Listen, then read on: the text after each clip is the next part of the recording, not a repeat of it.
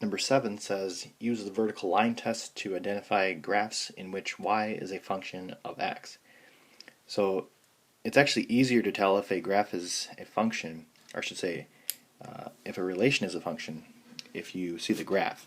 So we actually don't have to make a mapping like we did with the previous ones. We just need to use the vertical line test, which says the graph is a function if and only if no vertical line intersects the graph more than once. So if I try to make a vertical line that intersects this more than once, that only intersects it once, that's once. Here it gets close, but it actually doesn't intersect either of them. So because there's not a vertical line that intersects it more than once, yes, this is a function. With the second one, that's a vertical line and it intersects it more than once. So you could pick a different vertical line, but you only need to find one to declare it not a function.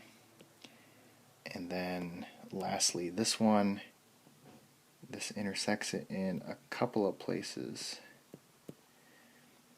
So this is also not a function.